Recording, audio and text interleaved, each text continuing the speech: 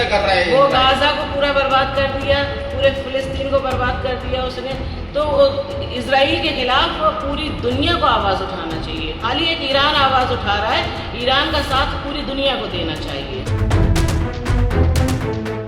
Middle east में Israel और Iran के बीच बढ़ते तनाव से वहां दोनों देशों में रहने वाले लोग संकट के दौर से गुजर रहे हैं। दोनों देश लगातार एक दूसरे पर मिसाइलों और ड्रोन से हमले कर रहे हैं, जिसमें सैकड़ों लोगों की मौत हो चुकी है।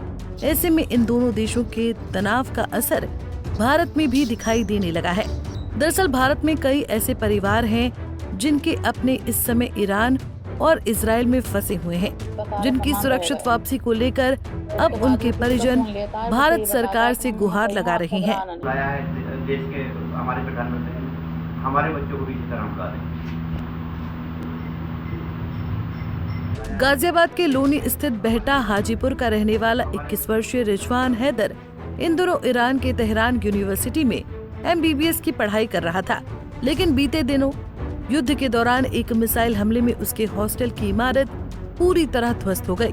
फिलहाल उसे किसी अन्य सुरक्षित स्थान पर शिफ्ट किया गया है, लेकिन परिवार को उसके हालात और सुरक्षा को लेकर गहरी चिंता सता रही है। मेरी कल 4 बजे बात हुई थी उससे। वो खाना खाने गया था, जैसे वो वापस आया तो उसकी सारी बिल्डिंग गिरी हुई थी, उसके में उसका सारा सामान रह गया। उसके बाद वो किसी का फ़ोन लेता है और बस यही बताता है कि मम्मी मैं सही हूँ, आप घबराना नहीं। लेकिन मेरी प्रधानमंत्री से बस यही गुहार है कि मेरे बच्चे को बुलाएं और जितने भी भारत के बच्चे हैं वो और 2 बच्चियाँ और मेरे गांव की हैं, उन्हें सभी को बुला लें। अच्छा, जब आपसे बात हुई थी तो किस तरह के हालात वो वहाँ पे बता रहे हैं? वो यही कह रहा था मम्मी इधर बस आसमान में मिसाइल दिखाई दे रहे हैं चारों तरफ से और जेट हैं और बस वही बरस रहे हैं और मेरी बिल्डिंग पूरी बिल्कुल ध्वस्त हो चुकी है। बिल्कुल ऐसा एक परिवार यूपी के झांसी से भी सामने आया है, जिसके अपने ईरान में फंसे हैं। झांसी का रहने वाला सैयद नकी अक्सरी ईरान में पिछले 11 सालों से रह रहा है, जिसकी सुरक्षा को लेकर उसके परिजन काफी परेशान हैं।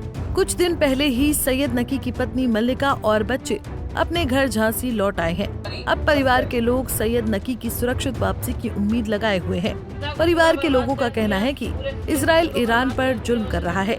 भारत सरकार समेत पूरी दुनिया के सभी मुल्कों को इजराइल का विरोध करना चाहिए। इजराइल जो जुल्म कर रहा है खाली ईरान के ऊपर नहीं कर रहा है, वो सत्य कर रहे हैं। वो गाजा को पूरा बर्बाद कर दिया, पूरे फिलिस्तीन को बर्बाद कर दिया उसने।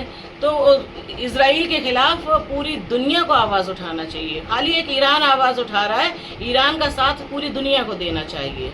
ईरान सबको अकेला देना चाहिए, उठा रहा है। सारे मुल्कों को साथ देना चाहिए ईरान का कि गाजा जो वो इजराइल जो कर रहा है या क्या ये आप लोगों की नज़र में सही है? नहीं है सही।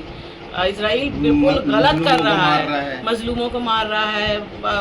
आप देखिए हॉस्पिटल में बमबारी करता है, स्कूलों में करता है। अभी तो गाजा को बिल्कुल वो बना दिया उसने, बिल्कुल मैदान बना दिया। आप देखिए आप वहाँ पे खाना बट रहा है तो खाना बटते में ही बमबारी कर दी, गोलीबारी कर दी। तो ये सब गलत है। आपका भाई फंसा हुआ है? हमारा भाई है वहाँ पर, फंसा नहीं बोल सकते हम, क्योंकि वो रह रहा था पहले से ही। कितने साल से रह रहा था भाई? वहाँ 11-12 साल से रह रहा था और वो फैमिली के साथ फैमिली के साथ रह रहे थे, वहाँ पढ़ाई कर रहे थे। अब उनकी पढ़ाई कंप्लीट होने वाली थी और 2 महीने पहले उनका आने का टिकट हुआ था, 2 महीने पहले। अब वो आप आने का है, 20 तारीख का टिकट। क्या कह रही हैं आप, क्या चाहती हैं आप? हम लोग यही चाहते हैं कि साथ खैरियत के वो घर आ जाएं और वो सभी अच्छे रहें। आपको बता दें, ऐसे ही कई परिवार हैं जिनके अपने इस वक्त दोनों देशों में फंसे हुए हैं। ईरान और इजराइल के बीच जारी तनाव की वजह से उनके परिजन अब भारत सरकार से सभी को सुरक्षित वापस लाने की उम्मीद लगाए हुए हैं। पंजाब केसरी टीवी के लिए गाजियाबाद से आकाश गर्ग और झांसी से शहजाद की रिपोर्ट।